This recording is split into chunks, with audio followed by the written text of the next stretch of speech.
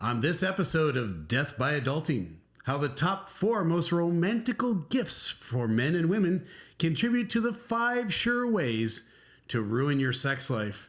Next, who thought that was a good idea? Women in our garages? Men in our kitchens? Followed by Megan's adulting boss tip of the day.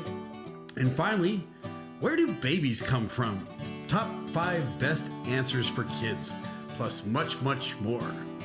Roll the intro.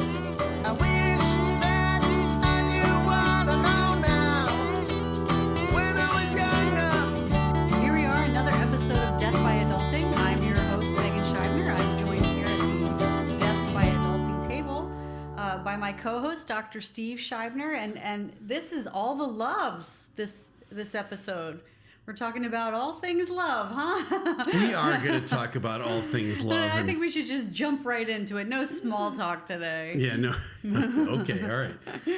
So you wanted to, I did in the tease, I did the top 4 romantical gifts for couples. Yeah, and actually, the website that we found, and there's a lot of entertainment to be gleaned from different websites. And so this one was 97 romantical things that you can give each other that get the thing going. The spark right? going, yeah. I was cruising through it, looking to see if there'd be anything that interested you, and we picked 4. We couldn't I was make like, it. Well, and let's in all full disclosure, we couldn't make it past the first 4. Yeah. It was so like that. It was just disgusting, Yeah. and it didn't spark any romance in me whatsoever. I'm not sure who wrote the article. Pretty sure they've never been on a date. Probably never been out of their mom's basement. Yeah. But hey, you know what? This stuff is entertaining, so I think we ought to look at it. Is. So, all right, so we're going to get to the more serious stuff, which is the 5 things that we do that ruin good sex. But let's get started out with the 4 things. Let me show you. Number 1. Seriously, right, wrong. Here it is. I'm going to put it on the screen. All right, now ignore all the stuff in the sides. It's a big old website, and that thing right there, that was gift number 1. Gift number 1. The floating light bulb. So, Honey, Steve, how would you feel if I gave you that as a gift? how would I feel if you gave me a floating light bulb as a gift? Let me see. Romantical is not in the top 10. Yeah. No. I would feel kind of like this. Well, thank you, honey. Just what I wanted this Father's Day. A floating light bulb, and I'll put that in my man cave. Let's look at what the write-up says about it. It sells it to us this way. It says, need a gift that will amaze him? Yeah, it'll amaze him, all right. Yes. Then this light bulb will just do that. Who writes this stuff? It says it is going to be cool for his man cave and definitely a great conversation starter when his friend came to visit. Okay, so who wrote that? Not only who wrote that, but these are supposed to be romantical gifts, and so I'm not sure why we care about the friend who's coming to visit. But what, am I reading that wrong? Is going to be so cool? Yeah, there's a job for everyone. There is a job for everyone. Okay, that's number 1, and it might kill the mood right away. Yeah. All right. Yeah, there's a big thumbs down on number 1. All right. All right, let's take a look at number 2. I'm going to scroll over to this one. All right, here it is. All right. Number 2 on the list is on your screen now. A little book that says, a little journaling book that says, What I Love About You by Me. Now, I can tell you honestly, honey, that every dude gets up every morning and he thinks to himself, oh, I wish that woman in my life would give me a journal with her thoughts about what she thinks about me. I think you're not being truthful. No, I'm being very truthful, because that's what really drives men to romance is all of her gushing thoughts about you written down in a book forever. All right, let's take a look at what the write-up is on this. All right, maybe it's even better grammar than the last one. Want to write something sweet for your loved one, but not too sure what to write? Then you got to check out this journal where all you need to do is fill in the blank. This will be the most personalized gift that your loved one ever received. Okay. Yeah, It's fill in the blank love letters. It's a fill in the blank. It's like Mad Libs. Pick an adjective. Pick a verb. Okay. Wow. I'm All right. sorry. That's very romantical. All right. So let's go down here. Let me show you this one. This is the next one that we put up on the screen. All right. There it is. The amazing floating globe. I think this was put forward by the floating whatever people. I just have to ask you, I'm a woman, maybe I don't understand this, but what's the deal with floating for men? I don't know what the association with floating and romance is. Okay. But somebody's trying to sell you says, this as the top 97 romantic gifts that you can give There you go. somebody. There it is, the floating globe. Let's see how the grammar department weighs in on this one. Looking for an incredible gift. They did put a question mark at the end of that. Good. That's an A+. A magnetic levitation floating globe is an amazing object that unfolds a lot of surprises. Yeah, I bet it does. It rotates continuously in the air all by itself, which makes you wonder. While it spins, it shows the map of the world. It must say the feeling is very high and might be the best gift in this desk. Pretty amazing that the globe shows the map of the world. Let me read that last sentence again. All right, I'm going to read it again. I must say, I said it must say. I must say the feeling is very high and might be the best gift on his desk. Okay. All right. Sure. Why not? So if you're married to a gift giver and they give you that, you're going to have to display it rather than yard sale it. That's true. Yeah. You're actually going to have to put these things out, which again might kill the mood altogether. All right, number 4. This is on the guy's side. You're going to go next with the women's ones. Here it is, folks. Look at it on the screen. All right. It's a bullet that's made into a pen. Oh, that's so clever. I would have never thought to do that. That is the cleverest thing I've ever seen. All right. And so if your girlfriend is not an NRA member, she's going to love it. She's going to give you this for sure. Have you seen a pen made from real bullet? If your husband is a hunter, policeman, or one who served in the military, this 50 caliber bullet pen is just the perfect gift for him. Now, honey, I have to say, I served in the military, and I was even in law enforcement for a little while. I sat up some nights dreaming that you would buy me a bullet pen, and you never did. I'm sorry, I never bit the bullet and bought it. Oh, God. That's bad.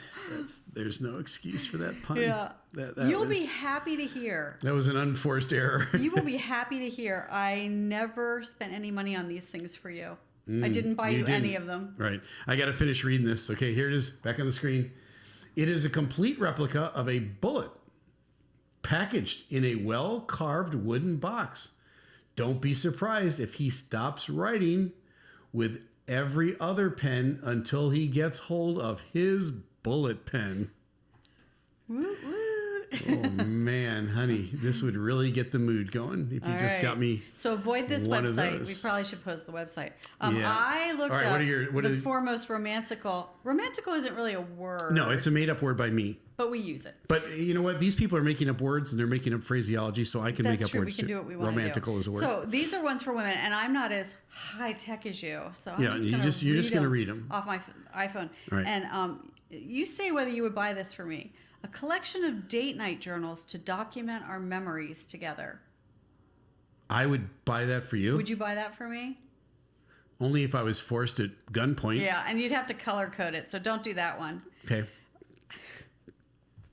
We do know some people that have done this one. A personalized love song that captures our unique story. No, you didn't even have to write one because I told you what our song was. Well, you did. Okay. All right. Guys, come here with me for a minute. All right. I'm going to take you on a journey. Some of you have been on this journey. Some of you will be on this journey. But there's that moment where you're dating a girl. She's really nice. You're into her. She's into you. Things are moving along. And then she drops the big bomb on you. And the bomb is, oh, there's our song. It's playing. And you're thinking to yourself, dude, I didn't know we had a song. And so I'm dating the fair and lovely Mrs. Scheibner. Fair, lovely, and perhaps challenged in some areas. Yes, the fair, lovely, and lyrically challenged Megan. All right, so I'm dating the fair and lovely and lyrically challenged Megan, and she says, oh, "There's my song." Now this is back in the '80s, okay, all right, early '80s, and the song was "Our Love Is in Jeopardy, Baby," Jay Giles Band, Yes. right? Our love is in jeopardy, baby. And I'm listening to the words. I'm thinking, is she trying to send me a message here? Our love is in jeopardy. She thought the words were, I love you desperately, baby, which is great. That would have been a good song too. That just wasn't a song that was ever written. Should have been. But that's why we say that the fair and lovely here is lyrically challenged. So but there's that moment, guys, it's coming where she says, ooh, that's our song. You better be prepared for that moment. I came from a good heart. All right. So Yes. Personalized love song. We don't need that one. Right. Okay. A huggable love letter that can be cuddled when you're apart. Nothing says cuddled like paper. I don't know. Yeah, that's a thing. A letter, thing. a huggable love letter. How about an edible love letter that can be digested? I miss it. That's called ice cream. We're going to come up with our own list. A digestible love letter that you can eat when he's gone. All right, and one more. A personalized comic book that illustrates your relationship. Yeah, that's great. Yeah. All right, sure. I want to go back to the song one. Is it like I'm singing, like I make up a song? I like, think so. We went to Pizza Hut. and we I got knew a I loved canned you pizza. when you had the lettuce hanging from your teeth and I didn't say anything and you didn't notice. I mean, was that...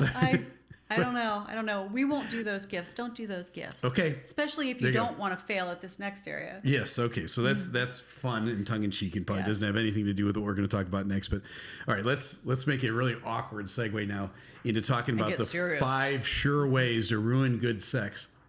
And there are some things, folks, that you can do. Now, Megan and I are in the relationship business. We've been married for coming up on 40 years this year.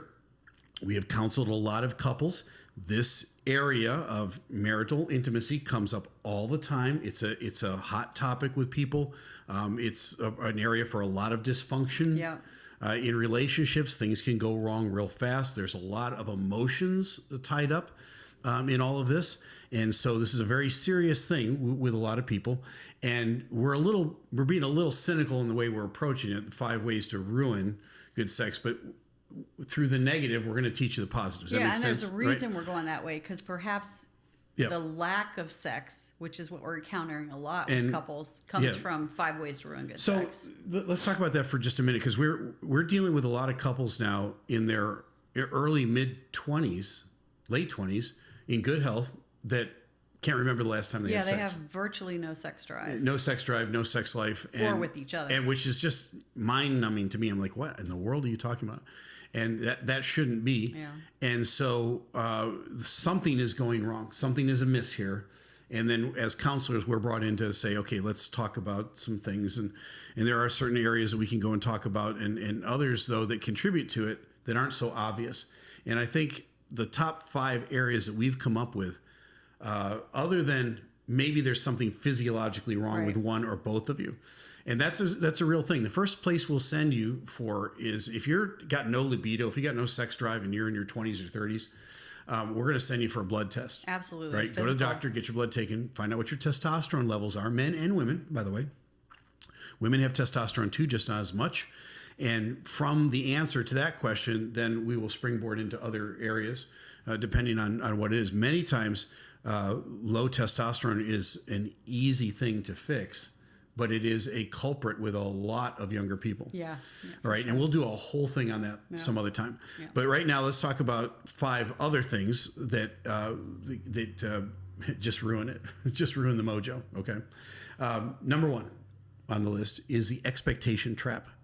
So talk to us a little bit about the expectation trap. Yeah. When either spouse comes into the room with an idea of how things should be, like every time we're together, it should be, fireworks and you're talking about expectations regarding sex. Yes, regarding sex with one another. So there can be we have an expectation of, as a woman, he's always going to woo me, and I'm going to feel so drawn to him, and then we're going to come together, and maybe the reality of our life is with children the age our children are, we're going to have a quickie, whatever it is, but we have an expectation, and we're let down. And so that's going to ruin not just the episode of sex you're having, but to come, right? What's coming next in your relationship, because now you've got a bad feeling towards sex, or expectations of, well, this is how it has to be done.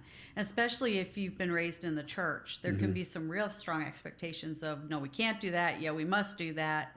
And not taking the time to really find out what Scripture says and the freedom that we're given as believers in this area. Right. So you end up looking like this couple. Show them up on the screen, Yeah. back to back, upset with each other. Both of them thinking about something, but they're just mad. They're angry with each other because some expectation wasn't met. And it could be, I think it's well said, it could be a sexual expectation. It could be any sort of expectation.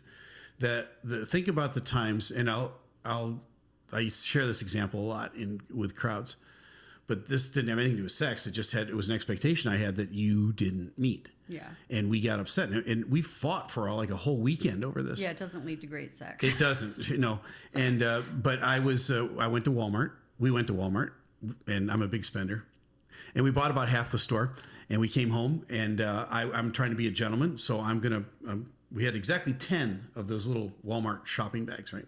And I'm going to be a gentleman. I'm going to bring all the bags in. Now, dudes, all right, are you with me on this? How many trips am I going to take to bring those 10 bags in, right? Everybody knows, all the guys are going, 1. Okay, good. You got it. So 1. And so she helps me get all loaded up with this. And from the weight of the whole thing, I'm all bent over like an old pack mule. Now, the fair and lovely Mrs. Scheibner, who's lyrically challenged, is walking ahead of me towards the door. As she's walking towards the front door, I'm building an expectation. What's my expectation? Right? Anyone? That she'll hold the door open. Now, there's nothing wrong with that expectation. But the dirty little secret about expectations is this: we keep them to ourselves. Because if she loved me, she'd read my mind. She'd just know. So we're going to play this little game. She doesn't even know she's been invited to a game. Let's see how she does. She goes to the door. She opens up the door slams shut. I get upset. I get angry. I get hostile. I step up the steps. I look through the window. And as I'm looking through the window, she's leaned over the kitchen counter watching the children who are watching cartoons on TV. Nope. This woman needs to come back and open the door. So I start banging on the door to get her attention. But I don't bang on the door with a part of the body that was made for it, like my fist or my foot or anything. I'm all bent over with the bags in my hands. I could have put them down, but I didn't. All right. I'm banging on the door with my head, which hurt. And like 90 seconds later, she comes back to the door and she opens the door. And then sarcasm, right, comes out of me. I go, they name roads after people like you. And she said, well, what do you mean? I said, one way. And now the fight's on, right? And I get, of course, the rest of the story at that moment, which was when she opened the door, she heard a scream from the living room. A teenager in our family, old enough to know better, is standing on our carpeted floor with a nosebleed.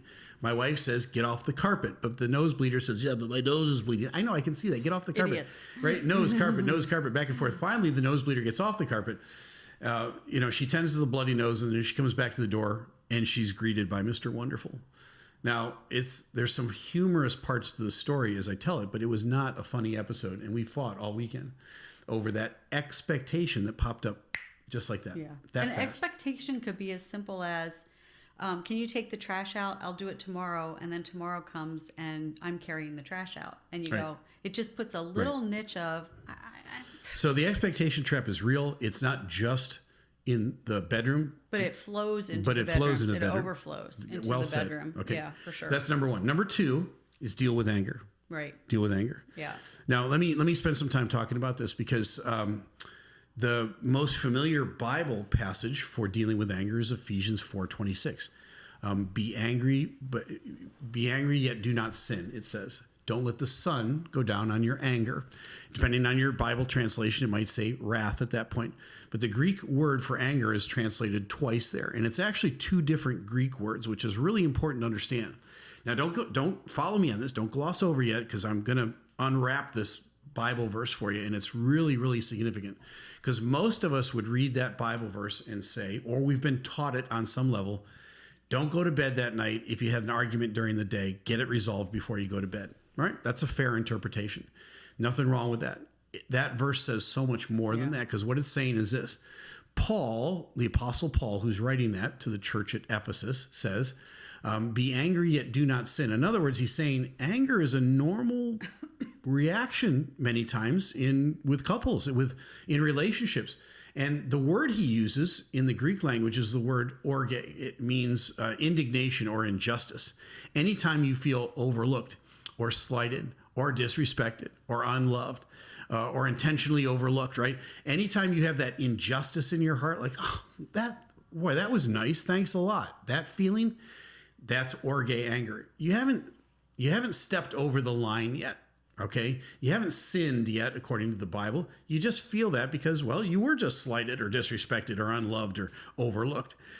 What you do with that feeling from that moment forward turns it into sin or not. It makes it worse. So what is that? Now Paul says, don't let the sun go down on and it's translated in English, anger again, but it's a different word in the Greek language. This time it's a really long word, and the word is parorgismos. And parorgismos means mild irritation. Now, here's the question for you. How many of you have had a fight, an argument, and either gone your separate ways or gone to bed that night and didn't resolve it with some mild irritation hanging out there? It was no big deal. I mean, you went, wasn't the end of the world. I'm not going to bring it up again. It's something, it happens from time to time. It's probably half my fault, and we just kind of sweep it under the carpet over and over again. That's what it's talking about. Don't keep sweeping it under the carpet. Keep a short list of mild irritations. If you keep a short list of mild irritations, you'll never get caught up in that orge trap of indignation and injustice where it flames up into something that is overwhelming for the relationship. So dealing with anger is really, really important. And one more word on anger. There's two facets of anger. There are the blower-uppers and there are the clamor-uppers. All right. And people that blow up are very obvious. They yell, they scream, their veins bulge in their neck, right? And they look pretty upset. And they're real obvious. It's obvious that they're angry. But the other type of anger is the clamor upper.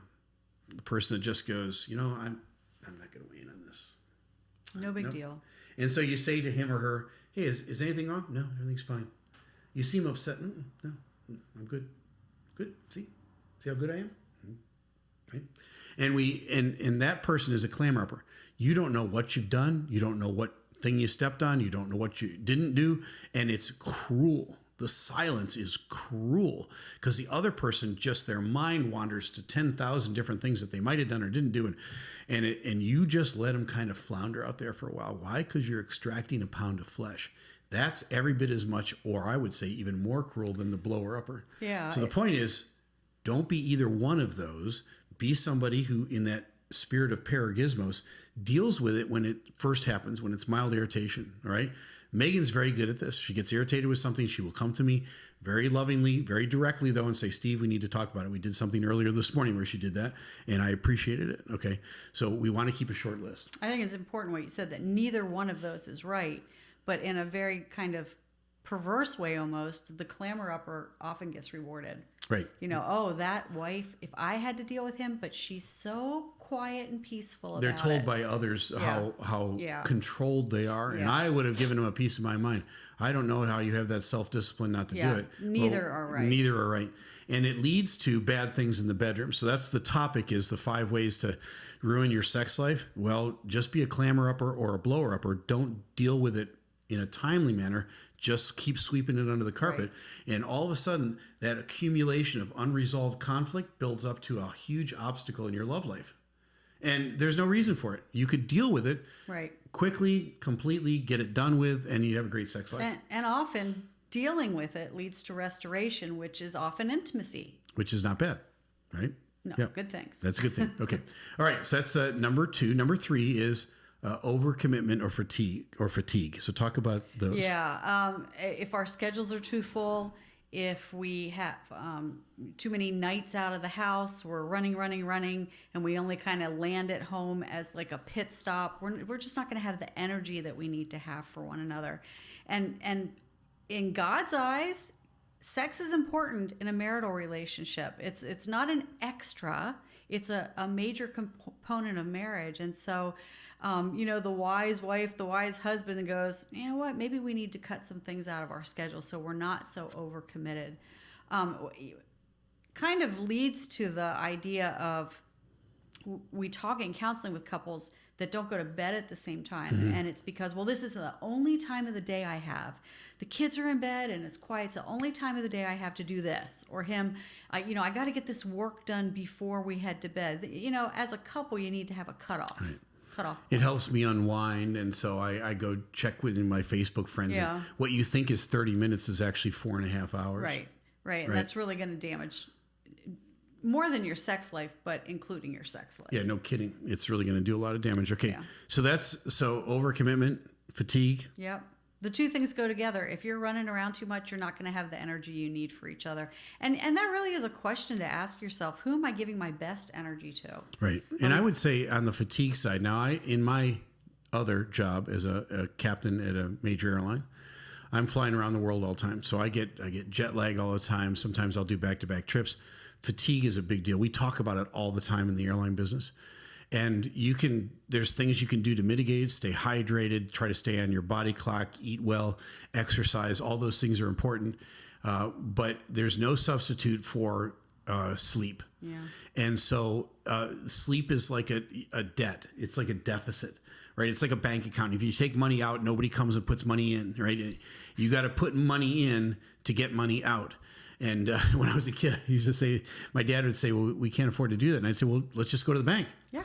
Because that's where you go to get money, right? Write a check. Well, I realized when I became an adult, and death by adulting, right? You have to put money into the bank to get money out of the bank. How rude is that?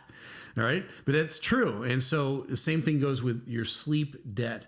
If you get behind on your sleep debt, the only way you're going to make that up is just go to bed early and sleep in late. Maybe you need to take an afternoon nap or something like that. It's okay. It's good. So let me speak to that for a minute, because there may be seasons in a marriage where fatigue is more of a thing. Now, for us, you're getting older and the flying takes it out of you more. But when we were younger, I had 8 babies. Yep. And so there were periods where I was really fatigued. And so this goes right back to that expectation of, well, our sex life has to happen at 9:30 at night, and it has to, we line up all these things. There may be seasons in your life where you got to go, you know what? Everybody's napping. Let's go to the bedroom. Right. And it's taking advantage of those times when you do have energy for one another. Yes, it is. And that's a question that we would ask one another. So here's a healthy marriage question. This might be my boss tip of the day, which is ask your spouse sometime in the morning or sometime during the day, are you going to save some energy for me later on tonight? Now, the kids never understood what that meant. What that meant was, do you want to have sex later? But it was also keying us into managing your day so you had enough energy later on at night. Or a man's and a woman's, by the way, testosterone peaks at about 6 o'clock in the morning. That's why sometimes you're like amorous first thing in the morning, right? That's okay. Work in time for that. Maybe you set the alarm 30 minutes earlier. Right. And then, like Megan said, there's afternoon. Heard it from us first, folks. There's nothing like a nooner. Okay. There you go. All right. All of our fundy friends just went, oh my word, I can't believe he said that. Well, it's true. Okay, let's go on to the next one, which is number 4, stress. Yeah. Stress is a sexual inhibitor. Yep. It's very hard to have any desire, any emotions towards sexual intimacy when you just are under stress. And so we're going to talk about stress in another episode, but you got to find ways to mitigate the stress in your life and to keep them out of the bedroom. Yeah. That's another reason to turn your phones off. I mean, we know friends who have phone corrals. The phones don't come into the bedroom because those little tools absolutely become our masters, and they bring stress into our bedroom. And it interrupts our sleep cycle. You don't get into that good REM sleep at night that replenishes you. You talk about having a sleep debt. Yeah. Right? Turn off that phone. Don't have it by the side of your bed. Don't wake up 10 times in the middle of the night to text somebody. If it has to get set at 2 or 3 in the morning, it's not important. And I'm really bad about this. Steve is much better about this than me. But, sometimes we'd go on a trip with the kids. And for those of you who have a lot of kids, vacation isn't actually the best time for intimacy. You've got kids sleeping in your rooms and, it's just, so we would come home and instead of thinking, how do I have energy for Steve? My first thought was, well, I have a pile of envelopes here. I better open it and see what bills we have at 9:30 at night. right? And Steve was always really good to say to me, it'll wait till tomorrow, right? Yeah, but so it's a mindset. Right. So picture that, we've been on vacation for a couple of weeks, probably haven't had a lot of sex on vacation because of the things that Megan mentioned. And I'm thinking, hey, we're home and the kids are down for the first time and we've got the door. And by the way, the next one we're going to get to is very important, right? Very Number important. 5. And it factors into what I'm saying here. We're going to get back into our own bed and, hey, honey, how about it? Maybe I said earlier in the morning, save some energy for me. And the first thing she does is grab that stack of letters. Guess what's in that thing? Bills. There's bad news, and she's going through it and going, The IRS. What? The IRS? What? We're being audited? Oh my, okay. Nothing will kill the mood. Like the IRS. Like the IRS. You're being audited. Honey, couldn't that have waited till tomorrow morning? But I needed to. You can't do anything about it at 9:30 at night, except get upset about it and ruin the mood. So folks, think about those things, right? Plan ahead a little bit. So number 1 was the expectation trap. Number 2 was deal with anger. Number 3, overcommitment/fatigue. Number 4 was manage stress. And let me jump in here at this point and say, folks, if you like what you're getting so far, hit the like button, subscribe to what we're doing here, because regarding stress, we're going to do a lot of podcasts about managing stress. Because if you're sitting there right now going, well, Steve, that's nice, manage stress. Well, I don't know how to do it. I'm stressed out all the time. We are going to be your best friends. We will help you with that, and we'll come up with practical stuff. But click that subscribe button and that notification bell so that you don't miss any of this content. And it's really going to help your quality of life and help you to avoid death by adulting by you don't have to stay subscribing in the to death by stress pool adulting. of life. Kind of like that. All right. So there you go. Number 5 on the list is this. In your bedroom door needs a lock. And your not bedroom the door one needs that a came with it. And I'm not talking about the one on the doorknob, all right? Because when the little hands get on the other side and they rattle that thing and you've got just the little thing turned in the middle, there is no security that door is not going to fly open, right? And gentlemen, listen to me on this, right? She will just tense up like this, like that, and then it's done. And if it's not done for both of you, it's certainly done for her. Okay, because she is not going to relax now knowing that there's a hand on the door. But if you get a big old bolt lock, like I'm talking about a deadbolt, get the kind that they have like in the old movies when they show you a castle and they throw the thing down and then they slide another thing and then they put the big bar and then the battering ram is outside, against the door and they can't get in and you feel all warm and cozy and secure. Get 1 or 2 or 3 of those and put it on the door. It'll be the best thing you ever did for your sex life. It will be. Right? Yeah. Get in there, slam that thing shut, and now you're not going to have a little wandering eyes or little, Mommy, when are you going to feed me? I'm hungry. Right? None of that. What's for breakfast tomorrow? Nothing will kill the mood better than that. All right. So those are the 5 sure ways to ruin good sex. So conversely, if you don't do these, you'll have a better sex life. There you go. Okay. All right. So let's move on to our next section, which is this. Who thought that was a good idea? Okay. I love this. This is a recurring thing we do. Who thought that was a good idea? On this one. We're going to go back and forth on this one. All right. The 2 topics we want to talk about for who thought that was a good idea is number 1, women in our garages and men in our kitchens. You mean men in our kitchens. All right.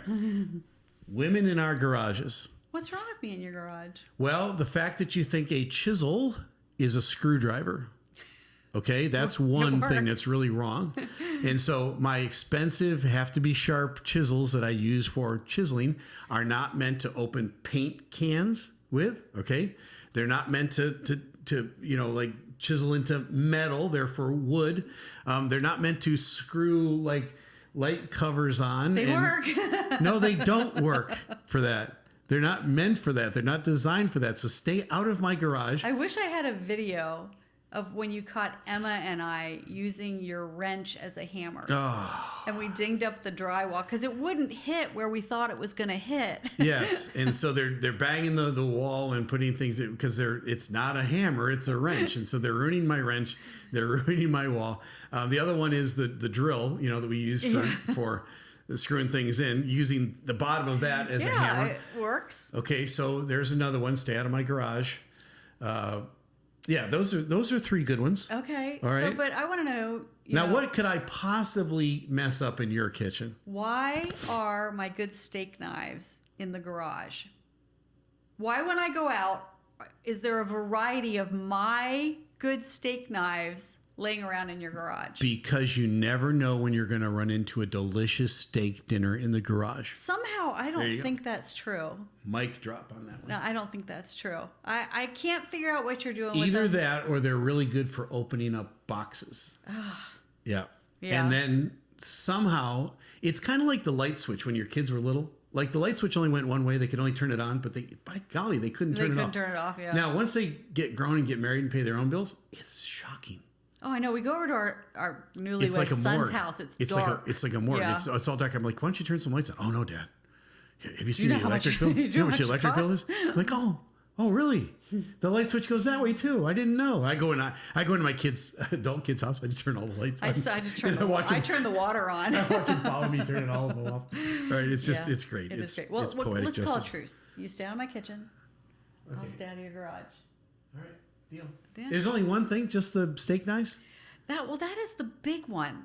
Because they know how to make it out to my garage, and they don't know how to make it back. They That's don't true. at all. I mean, there is the whole issue of blindness in the kitchen, but we'll probably hit that on another episode. Oh, you mean like when you send me to get something out of the pantry and I break into a cold sweat? I do not understand. And it's nerve wracking, right? Yeah. Like I've been in combat. I've been in airplanes with engines on fire. I was a senior pastor of a church in northern New England. I have faced down death itself. Yes. All right.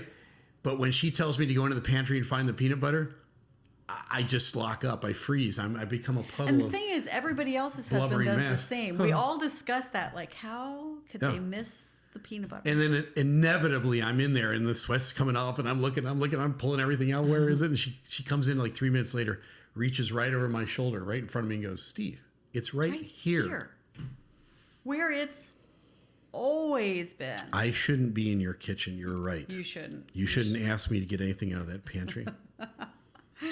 All right. Drum roll, please. Let's move on to the next segment of the program, which is Megan's adulting boss tip of the day. Take it away, Meg. Okay, well, this one is actually going to tie into the sex one we just talked about, because this may be the most important boss tip I can give you. This isn't a health and safety, but adults know the importance of the word no.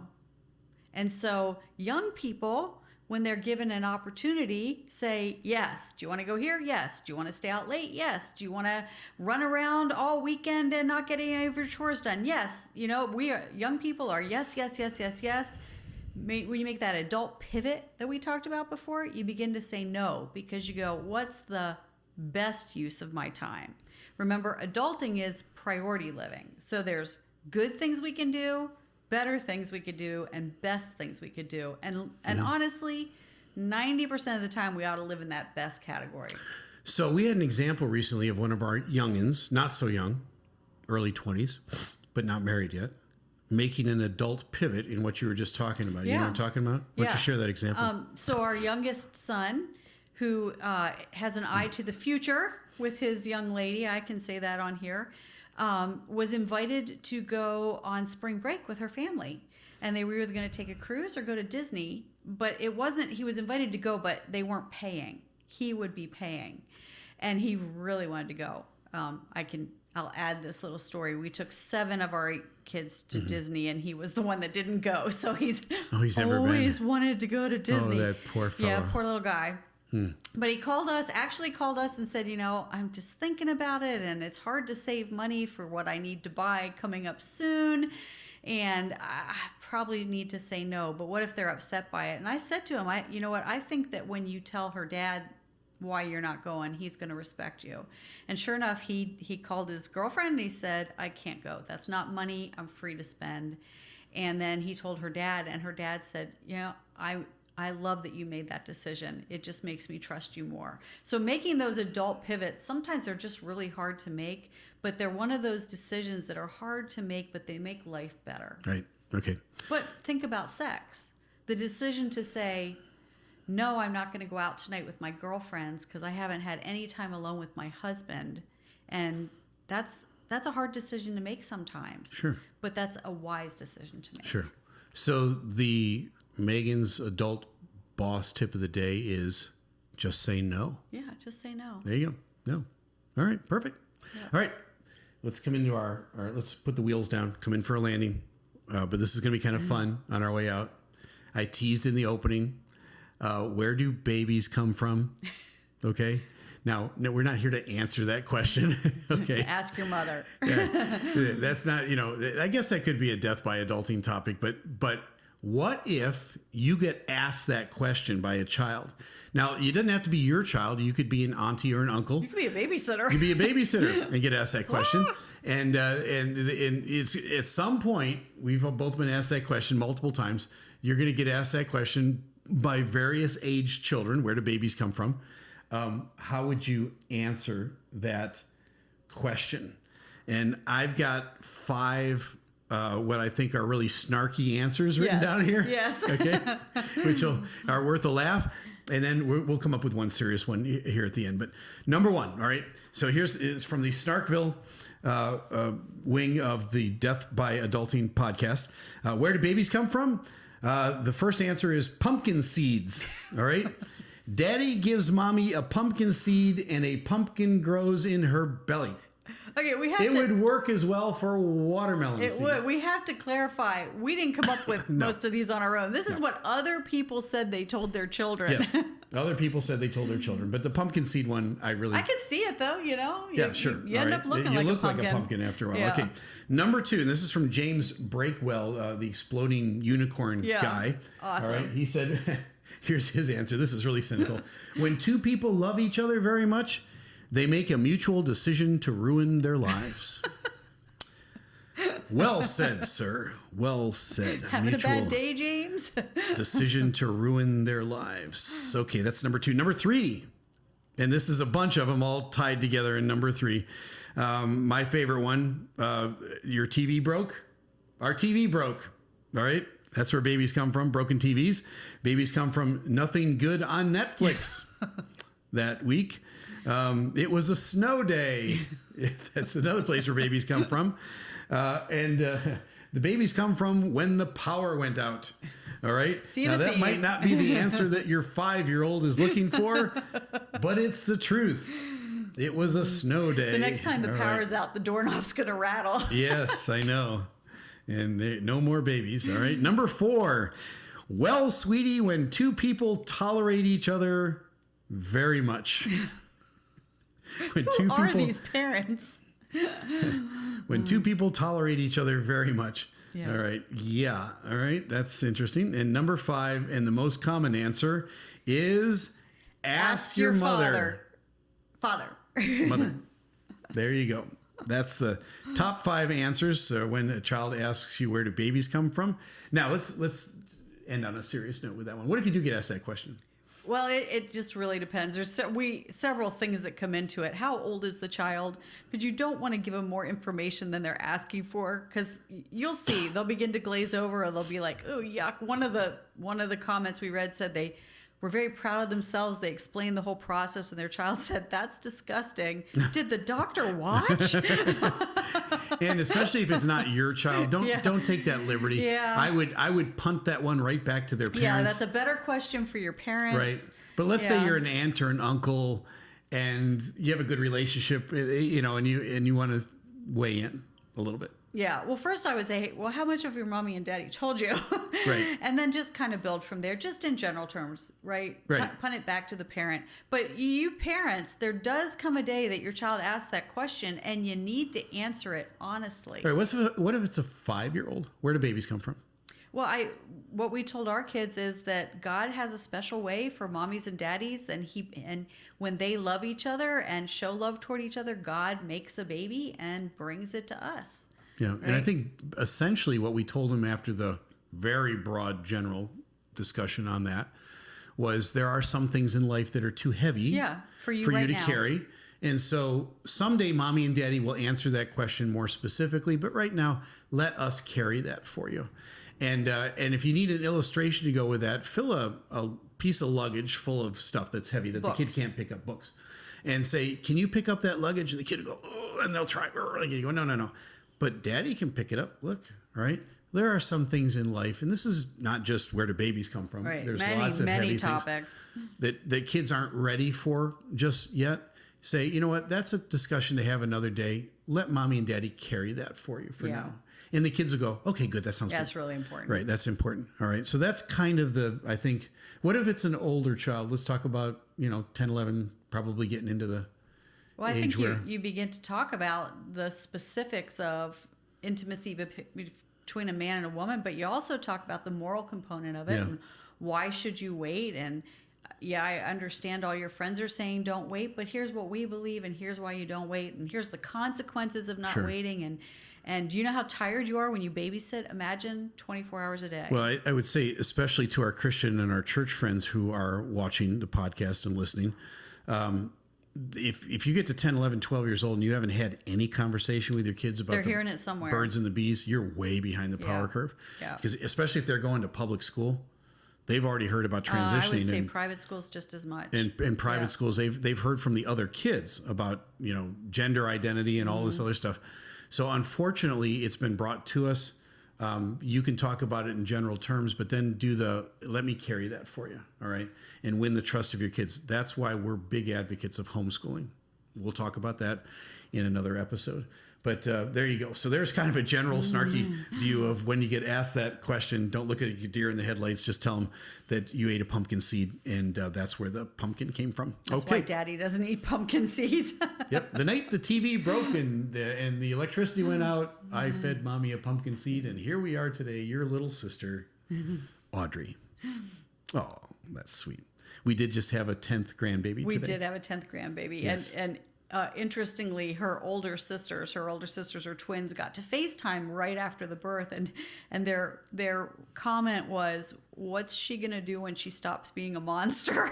They thought she was a monster already. They thought she was a monster. Right. Yeah. Explain that. The girls were born they were 3 pounds when they were born. They were 3 pounds when they were born. So their baby pictures, they're very teeny tiny. And little Audrey's almost 7 pounds, so she looks huge, right? They think she's a monster. They were a bit taken aback. All right.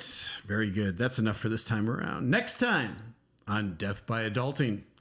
Does your stress have stress? Tips and tricks to manage anxiety.